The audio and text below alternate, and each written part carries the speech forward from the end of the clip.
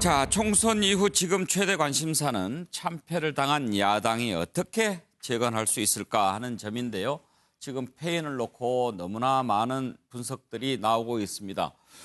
어디에서 돌파구를 찾아야 할까요? 지금 결정적인 세 가지 키워드를 꼽아봤는데요. 보수 유튜버, 그리고 태극기 부대로 상징되는 또 박근혜. 이 세 가지가 결정적인 변수가 된 게 아니냐라는 분석들이 나옵니다. 보수 유튜버는 그동안 가짜뉴스 유포를 너무 많이 했다. 그래서 뭔가 판단을 마비시켰다. 그런 지적이 나오는 거고요. 광화문에서 또 다른 여러 곳에서 보았던 태극기 부대는 열성 지지 기반이기는 했지만 오히려 극우 이미지를 탈피하지 못하고 중도 보수층의 이반을 불러온 부분도 있지 않는가라는 거였고요. 선거 한 달 전에 옥중에서 편지를 보내서 통합을 강조했던 박근혜 전 대통령 편지. 이 영향은 또 얼마나 있었는지 이 부분도 한번 짚어보겠습니다만 고개를 갸우뚱하게 하는 부분입니다. 관련된 녹취 들어보죠. 우리 대표님은 내강 외유로서 속으론 참 제가 잘 알지요. 대표님의 그 무서운 결기를. 근데 자유한국당 대표님을 둘러싸고 있는 그 자유한국당 있잖아요. 예? 자유한국당 내유 외강입니다. 외유 내강입니다. 아니에요. 보면 강해요. 너무 얌전해. 너무 얌전해. 잘 도대체가. 싸울 수 있도록 오늘 여기도 많이 왔어요. 벌칙이 공수처법 사법장악 저지하자. 문재인 정권 나라 살릴 생각은 없습니다. 오로지 무슨 국리만 있느냐? 장기 집권하겠다. 그런 국리만 하고 있습니다. 나라 망가뜨릴 길로 가고 있지 않습니까? 그러니까 우리가 분노하지 않을 수가 없는 거 아닙니까? 국민 여러분, 박근혜입니다. 먼저 중국으로부터 유입된 신종 바이러스 감염증인 코로나19의 국내 확진자가 수천 명이나 되고 30명의 사망자까지 발생했다는 소식을 들었습니다. 나라가 잘못되는 것이 아닌가라는 염려도 있었습니다. 하지만 저의 말 한마디가 또 다른 분열을 가져올 수 있다는 우려에 침묵을 택했습니다. 나라가 매우 어렵습니다. 기존의 거대 야당을 중심으로 태극기를 들었던 여러분 모두가 하나로 힘을 합쳐 주실 것을 호소드립니다. 자, 이제 선거가 끝난 지 닷새가 됐습니다. 초반에 여러 가지 이유도 많이 분석을 해봤고요. 또 충격에 빠져 있는 당의 모습도 봤는데 이제 조금 여러 가지 역사적 안목까지도 함께 짚어볼 만한 시간 가진 것 같습니다. 정기환 평론가 어떻게 정리하셨습니까? 이제 총체적 전략 부재 상태에서 목소리가 큰 사람들 따라가다가 사실은 자신감도 없고 책임감도 결여된 상태에서 그냥 가장 쉬운 길로 가다가 망한 거죠. 이제 예선전과 본선은 명확하게 구분돼야 된다는 이야기 있습니다. 당내 경선에는 자신들을 지지하는 지지층을 최대한 결집을 시켜야 하고 본선에 가서는 어떻게 하면 중도 쪽으로 확장을 할 것이냐. 그러면 이미 태극기 부대가 저렇게 거리에서 큰 소리를 치더라도 자, 이번 총선에서 이기기 위해서는 중도층을 어떻게 잡아야 할 것인가. 오로지 거기에만 집중해서 해야 됩니다. 그런데 그렇게 하려고 하니까 자신도 없고 또는 혹시라도 그렇게 해서 못 이기면 차라리 태극기 세력 편에 서면 나중에 이 사람들은 계속 거리로 나와서 큰 소리 칠 것이니 내가 최소한의 생존력은 확보할 수 있는 거 아니냐 이렇게 생각했을 겁니다. 이제 그러다 보니 자, 통합 이야기가 나오면 자, 통합이란 게 뭡니까?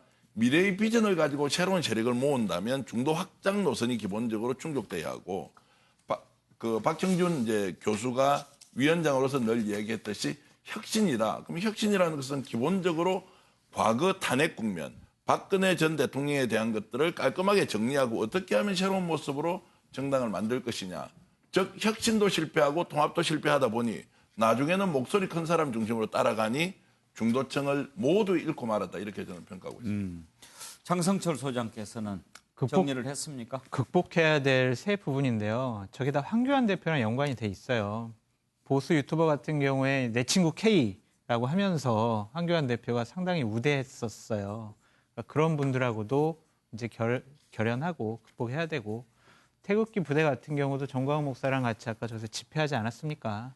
그러한 것도 극복해야 될 문제고, 박근혜 대통령이 이제 옥중서신 했을 때 황교안 대표의 첫 워딩이 천군만마를 얻었다, 이런 식으로 얘기를 했거든요. 근데 이런 세 가지를 다 극복을 했었어야 하는데 결국에는 거기에 끌려다니지 않았느냐라는 그런 생각이 듭니다. 어쨌든 이번 선거는 2000년도 이후에 박근혜 전 대통령이 공천과 선거에 개입하지 않은, 그래서 보수가 이제 친이 친박이라는 계파 싸움을 하지 않는 그러한 좋은 토대가 됐습니다. 어차피 의석수는 상당히 줄어들었지만 새로운 싹을 틔울 수 있는 아주 중요한 기반과 걸음이 마련됐다. 그래서 이 세 가지만 극복하고 끌려다니지 않으면 보수에게도 새로운 기회가 올 것이다. 저는 그렇게 말씀드리고 싶습니다. 예. 노영희 변호사. 우선 저는 그 민심을 좀 제대로 읽지 못했던 게 아닌가 생각이 들고요. 특히 우리나라든 어디든 아스팔트만 있는 게 아니잖아요. 아스팔트도 있고 흙길도 있고 물도 있고 산도 있습니다. 그럼 그런 여러 가지 것들을 좀 볼 수 있는 해안이 좀 필요한데, 실질적으로 선거라고 하는 것은 원래 내 편인 사람에게 뭔가 더 얘기하는 게 중요한 게 아니라 바깥에 있는 사람이 얼마나 내 말을 공감하고 설득하게 할 수 있는, 이게 더 중요한 건데 그런 부분에 대해서 너무 소홀했다. 그리고 그렇게 하려는 노력 자체가 별로 없었었고, 실제로 자기 식구들, 자기 집토끼들을 지키느라고 더 세게 말하고 더 막말하고 더 잘못된 정보를 막 전달해주고, 이것이 가지는 폐해를 너무 그동안에 무심하게 흘려보낸 게 아니었나. 게다가 선거를 참패했다라고 인정하면서도 그 이후에 나온 여러 가지 지금까지 행동을 보게 되면은 현실적으로는 아직까지 진정하게 이 상황에 대한 인식이 없는 것 같다. 그리고 특히 우리 국민들을 너무 합리적이지 않은 사람으로 보고 있는 건 아닌가, 이런 생각이 좀 했습니다. 예. 정혁진 변호사. 남 탓할 거 없고요. 제가 봤을 때는 전략도 없었고 전술도 없었고, 그게 왜 그러냐면 이거를 저는 전략을 어떻게 봤냐면요. 야당이잖아요. 여당이 아니란 말이에요. 예. 야당이기 때문에 이슈를 갖다가 선점을 해서 그 이슈를 통해서 바람을 일으켜가지고 선거를 해야 되는 것으로 저는 알고 있는데 그게 전혀 없었어요. 바람 같은 바람이 하나도 불지 않았어요. 그다음에 전술을 갖다가 보면 가장 큰 전술은 뭐냐면 제가 봤을 때는 공천이거든요. 예. 그 지역구에 가장 적합한 사람, 이때 가장 적합한 사람이라고 하는 것은 정말로 당선될 가능성이 굉장히 높은 사람을 무조건 꽂아 넣었어야 됐는데 그게 아니고 사심이 낀 공천이 너무 많았다. 그럼 왜 이런 일이, 전략도 없고 전술도 없고 왜 이런 일이 벌어졌느냐. 아까 코로나 때도 제가 말씀드렸지만 이거는 방심했기 때문이라고 저는 생각을 하는데요. 왜 방심을 했느냐. 초반기에 자기가 이길 수 있다라고, 야당이 이길 거라고 생각을 갖다가 하면서 미리 김칫국부터 마셨기 때문에 시험 공부를 안 한 거죠. 시험 공부를 안 하고 내가 뭐 무조건 뭐 내가 찍으면 다 맞겠지라고 생각을 갖다가 했다가 완전히 폭망한 것이 아닌가 그 생각입니다. 시험 치르고 맞겠지 하는 것이 잘못됐다는 지적을 하셨는데 지금은 시험 감독이 틀렸다 뭐 이런 얘기까지 지금 나옵니다. 이런 와중에 사전투표 이거 문제가 있다, 한번 들여다봐야 된다, 조작 의혹을 제기하는 사람들이 있습니다. 어떻게 생각하십니까? 지금 사전투표 역대 최고의 사전투표율이었죠. 그런데 사전투표 결과가 이상하다, 또 최소 12곳의 사전투표 이상하다, 이런 얘기를 하는 인사들이 있습니다. 이번 선거에서 졌던 미래통합당 후보마저도 아직도 정신 못 차렸다, 이런 얘기하고요. 홍준표 전 대표는 내가 사전투표에서 나는 이긴 사람이다, 그런 얘기하는데 왜 저런 얘기를 하는가요? 자, 녹취를 한번 들어보죠. 사전투표 문제 제기도 많았다고 합니다. 그런 부분은 일부에서 얘기했지만은 저는 저 개인적으로 볼 때 당 전체적으로 논의를 할 사안이 아니다, 저는 그렇게 봅니다. 당일날 투표한 걸 보시면 네네. 이낙연 후보가 40%, 39.67%고 네네. 황교안 후보가 58.43%입니다. 네네. 평창동에서. 네. 그런데 사전 투표율을 보면 네네네. 평창동에서조차 네.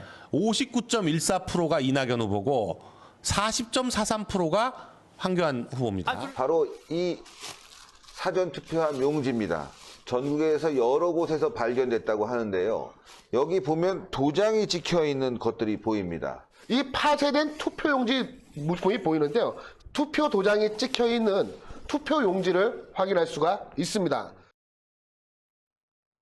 저는 유튜버들한테 휘둘리는 이런 수준의 정당은 이제 안 되죠. 지금 보수의 이제 지지자들 중에서 사전투표 의혹론을 제기하는 분들이 있어요. 근데 제가 제발 그런 것 좀 거두라고 제가 말씀드리고 싶은 게 실제로 보수 유튜버들 중심으로 해가지고 사전투표에 뭐 CCTV가 없으니까 그거는 뭐 정부에서 부정을 일으킬 가능성이 있으니까 사전투표하지 말고 본투표 가라. 이렇게 설득했던 게 유튜버들이에요. 실제로 그리고 그렇게 많이 했어요. 보수에 있는 세권자들이. 그러니까 본투표에 보수가 몰려간 것이고 사전투표에 보수가 안 간 겁니다. 그러니까 격차가 나는 것인데 그때 그런 주장했던 사람들이 지금 와가지고 봐라 사전투표 부정 맞지 이렇게 얘기하는 거는 지고도 정신 못 차리는 겁니다. 그거는. 정기환 평론가 오늘 미래통합당 의총에서도 저희가 나왔다고 그래요. 무슨 근거로 저런 얘기를 하는 걸까요? 일단 당론으로 뭐 저걸 한번 따져보자면 뭐 따져보면 좋을 것 같고요. 저는 근거라는 것은 중앙선관위의 선거관리체계가 부정선거에 직접 나서서 조작을 했다는 것 아닙니까? 이제 가능한 일인지 가능하다면 어떻게 가능했는지 저는 상상이 되지 않는데 투표 결과를 놓고 사전투표와 본투표 차이, 이제 사이의 차이 뭐 이런 것들로 이제 근거를 내세우는데 저는 이런 말씀 좀 드리고 싶습니다. 저 유튜버 이제 하시는 분들 또 제가 아는 분도 있고 저분들의 저런 이제 강한 의조 또는 이제 막말 이런 게 실제 이번 선거에 미래통합당에 실제 도움이 됐겠습니까? 더불어민주당에 도움이 됐겠습니까? 저는 중도층을 그냥 경악하게 했다 이렇게 저는 생각을 하고요. 예. 정말 보수 전체 또는 이제 저분들 이 선거 결과가 왜 국민들의 심판을 받아서 이 지경까지 됐는지에 대해서 단 한 번이라도 진짜 가슴에 손을 얹고 반성 한번 해봤으면 좋겠다. 우리가 도대체 뭘 했길래 이런 선거 결과가 나왔느냐. 정말 흘러간 유행가도 저런 게 없지 않습니까? 사전 조작이라는 게 어떻게 대한민국에서 지금 이 천하에 가능하다고 저걸 가지고 와서 다시 자신들을 지지했던 사람들을 결집시키겠다고 하는지 정말 답답하고 안타까울 뿐입니다. 장성철 소장. 참 저런 주장 보면 답답합니다. 저 투표가 조작됐다. 부정선거가 획책됐다. 이런 것들이요. 과거에 대선이나 총선 때 계속 나왔던 부분이에요. 예. 특히 이제 주목받았던 거는 2012년도에 박근혜 대통령이 당선됐을 때 김어준 씨가 똑같은 주장을 했었어요. 자, 이거 투표에 부정 의혹이 있다라고 하면서 각 투표율별로 비교하면서 수치를 얘기를 했었거든요. 그때 지금 데자뷰를 보는 것 같은데 우리나라 대한민국이 지금 사전투표를 조작을 했다. 이렇게 저급한 나라인지 그런 그리고 얘기를 하면 믿을까라고 생각한. 근데 저도 걸까요? 유튜브를 유심히 봤는데 예. 이 사람들이 특별한 재주가 있어요. 그냥 그럴 수도 있겠구나라는 생각이 드는 겁니다. 예. 근데 또 다른 건전한 양식 있는 유튜버들은 자, 당신들이 한 얘기가 잘못됐다라고 하면서 반박 유튜브를 또 올리고 이렇게 정화작용이 일어나는 거는 같아요. 하지만 통합당이 진 것은요, 민심에 진 겁니다. 그것을 받아들여야지 자꾸 저렇게 투표 조작 이런 식으로 끌고 가면 통합당의 미래 없습니다. 그리고 이 통합당의 인사들이 이런 사전투표 부정 의혹을 제기하는 건 아니잖아요. 그냥 연루된 그쪽에 그냥 지지하는 분들이 하는 건데 이거는 좀 통합당과는 완전히 좀 분리했으면 좋겠다라는 생각이 듭니다. 노영희 변호사. 통합당 의원들, 통합당 사람들 중에 그런 얘기를 안 한다. 물론 뭐 많은 분들이 하는 건 아니겠지만 하는 분들이 있더라고요. 제가 보니까 차명진 후보 같은 경우에는 이 가로세로 연구소에서 나온 이 얘기를 듣고 정말 사전투표 문제가 있다. 네. 12개 함 같은 경우에 보세요. 최소 12곳의 사전투표 결과 이상하니까 비율을 다 비슷하게 나오더라. 이건 따져봐야 된다. 이런 식으로 좀 동조하고 있는 분들이 있는 거예요.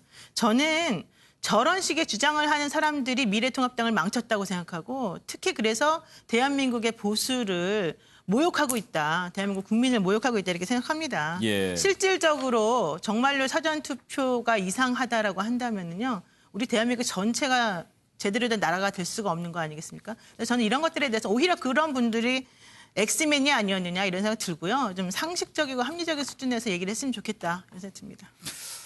정혁진 변호사 의견 한번 들어보고 싶습니다.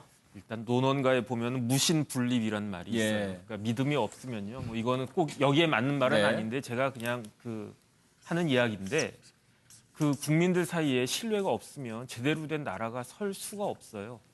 그다음에 그 투표를 조작한다. 이거는 민주주의의 근간을 흔드는 거기 때문에 이런 주장을 갖다가 하려면 적어도 객관적인 증거를 확보한 다음에 해야 되는 주장이다. 저는 그렇게 생각합니다.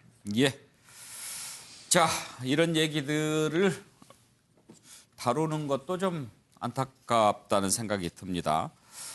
자, 홍준표 당선인 공천에서 떨어졌는데 이번에 살아 돌아왔지요. 그런데 복당을 두고 통합당 내에서 이런저런 얘기가 나옵니다. 복당 관련 질문에 대해서 그건 나한테 매우 불쾌하고 무례한 질문이다. 내가 주인인데 나한테 그런 얘기 할 수 있느냐. 그런 얘기 했었죠. 홍준표 전 대표요. 그런데 김용태 최고위원이죠. 그런 얘기를 했습니다. 노래방 기계로 춤추고 뭐 그렇게 하려고 했다면서요. 그러지 마시고 대구 안에서만 기뻐하십시오. 지금 여기는 초상집입니다. 그런 글을 올렸어요. 그랬더니 강효상 의원이 가벼운 입 닫으라 그렇게 맞받아쳤는데 벌써부터 홍준표 전 대표 복당을 두고 안에서 이런저런 얘기가 나옵니다. 관련된 녹취를 한번 들어볼까요? 일단 복당부터 되셔야 될 텐데 복당은 뭐 쉽게 빨리 될까요? 나는 거기는 그 질문을 아주 불쾌한 질문으로 무례하고 불쾌한 질문으로 받아들입니다. 내가 25년 한 번도 떠나지 않았던 당입니다. 예. 당을 떠나지 않기 위해서 양산으로 지역구까지 옮겨서 타협을 제시하기도 했습니다. 예, 네? 예. 그런데 이 당을 내가 25년 지킨 사람을 어떻게 떠내기들이 들어와서 당 안방을 차지하고 주인을 내쫓으려고 합니까? 그리고도 또 주인을 갖다가 들어오지 못하게 한다? 그런 질문 하지 마세요. 알겠습니다. 선거 과정에서 영구 복당 불허 같은 논의도 있었기 때문에 네. 시기적으로 뭐 지금 총선 직후에 당장 즉시 복당이 되기는 좀 여건상 어려울 수 있겠지만 언젠가는 복당이 되실 거라고 생각합니다. 그런데 지금 이 논의에서 비중이 너무 커지는 것은 논의의 본질에 좀 맞지 않는 부분이 있다고 생각이 되어서 일단은 네, 지금 당이 처한 상황부터 먼저 네, 집중적으로 논의한 것이 맞다고 생각합니다. 알겠습니다. 장성철 소장, 지금 미래통합당 복당 절차는 어떻게 되어 있습니까? 두 가지입니다. 하나는 이제 본인이 소속된 지역에 거기서의 경남 도당이잖아요. 지금 경남에서 대구죠. 대구에서 출마하셨으니까 대구시당 차원에서 복당을 결정할 수가 있고요. 또 근데 홍준표 전 대표처럼 중요한 분은 중앙당의 심사를 통해서 최고위원회에서 결정이 돼야 됩니다. 복당 어떻게 전망하십니까? 복당은 당연히 될 거예요. 되는데 홍준표 전 대표가 지금 가슴속에 원한이 너무 차 있습니다. 지금 복수를 하겠다는 생각이 너무 크더라고요. 본인이 당선되고 나서 첫 번째 페이스북에 내가 황교안과 이 사람들 내가 가만두지 않을 거야. 내가 가서 정말 다 싹쓸이 해버릴 거야. 이런 식의 얘기를 하셨어요. 그래서 저는 깜짝 놀랐습니다. 이분이 이제 본인이 대선 후보라고 생각도 하고 이제 통합당에 정말 큰 어른 같은 역할을 해야 되는데 본인이 이제 복당을 해서 당대표도 하고 대선 후보도 하겠다라고 이렇게 선전포고를 했습니다. 그러면서 나를 핍박한 사람들은 정말 다 가만두지 않겠다라는 이런 말씀을 하셨는데 저는 홍준표 대표한테 해드리고 싶은 얘기가 있어요.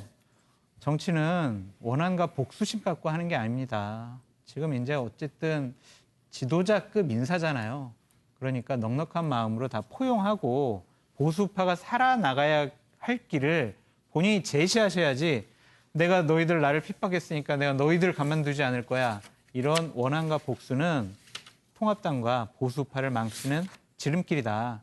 그래서 저는 이렇게 말씀드려요. 지금까지는 정치 초보였던 황교안이라는 대표의 리스크가 있었는데 이제는 너무나 정치를 잘 아는 홍준표 전 대표의 리스크가 보수 우파에 상당한 큰 허들이 될 것 같다라는 생각이 듭니다. 노영희 변호사 전망 한번 들어보겠습니다. 저는 장성철 소장 말이 다 맞다고 지금 생각하고 있고요. 예. 그렇지만 이제 어쨌든 홍준표 대표와 그 나머지 뭐 윤상현 당선자, 김태호 당선자, 뭐 권성동 당선 당연히 다 복당 되리라고 봅니다. 예. 다만 복당을 안 시키려고 하는 속내는 헤게모니를 누가 질 것인가. 이분들이 들어오게 되면 사실은 내부에 있는 분들끼리 좀 여러 가지 측면에서 불편함이 있기 때문에 지금 당장 어서 오세요라고 못하는 것뿐이지 실질적으로 실리적으로 보나 명분상으로 보나 이분들을 복당 안 시킬 이유는 없거든요. 그렇다면 복당을 하고 싶어하는 그분들도 실제 미래통합당의 지도부들이나 혹은 미래통합당의 분들이 가지고 있는 생각이 무엇인지를 좀 양해를 하고 이해를 해서 지금 장 소장 말하는 것처럼 넉넉한 품으로 선당 후사의 마음을 가지고서 여기에 임해야지. 야, 내가 이번에 당선됐고 니네가 나 공천 안 줬으니까 나 화나니까 니네들을 내가 들어가서 가만두지 않겠어. 이런 마음을 가지고서 한다 그러면 사실 누가 그걸 허용하겠습니까? 그러니까 예. 정말로 크고 넉넉한 품으로 정치를 하려는 마음을 먼저 보이는 게 필요하다 생각합니다. 그런데 정의원 평론가 지금 이번에 홍준표 대표뿐만 아니라 그 무소속으로 출마했다가 공천 못 받고 당선된 사람들이 거의 지도부급 인사들이잖아요. 네네. 이런 사람들을 빼놓고 새로 체제를 꾸리기는 힘들지 않겠어요? 이제 그거는 이제 현실적인 문제고요. 예. 이제 이분들이 들어오는 것이 보수 통합 또는 이제 새로운 이제 미래 통합당에 도움이 될 건지 말 건지는 고민을 해봐야 되는데 저는 이제 아무리 이제 중량급 인사라고 하더라도 복당 문제를 본인이 스스로 결정할 수 있는가 이런 부분에서 굉장히 저는 이제 예. 좀 고민이 같다. 그리고 이제 당연히 언론에 질문할 거 아닙니까? 복당 어떻게 생각하느냐? 아니, 질문 자체가 불쾌하다니요. 지금 당원이 아닌데 당연히 절차를 밟아서 대구시당에서 결정하든 중앙당에서 결정하든 그 결정에 따르겠습니다라고 하면 저 논란도 아닐 텐데 왜 저렇게 서두르십니까? 그 서두른다는 것은 노영희 변호사 말씀대로 혹시라도 지금이라도 주도권 좀 가지고 당에 들어가면 본인이 했던 얘기대로 대권까지는 내가 그저 간다 이렇게 이제 생각할 거 아닙니까? 저는 이제 그 장면을 보면서 야 저렇게 되면 누가 제일 좋아하겠느냐. 더불어민주당이 대환영을 또 하겠구나. 지난 대선이 바로 데자뷰 되는 겁니다. 자, 홍준표 전 대표가 어떤 문제 때문에 지금 이번에 공천에서 탈락하고 또는 지난 대선에서 패배하고 했느냐.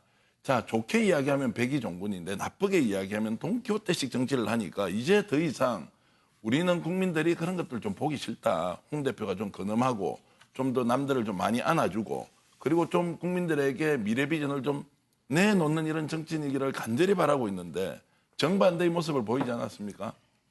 그렇게 본다면 저는 홍 대표 서두르지 말고 김태호 이제 전 경남지사도 있지 않습니까? 서두르지 마시고 민주주의 사회에서 정당의 결정은 절차에 따라서 이루어지는 것이지 어떻게 민심이나 본인의 강한 의지로 된다 이런 생각하면 미래통합당에 미래 없습니다.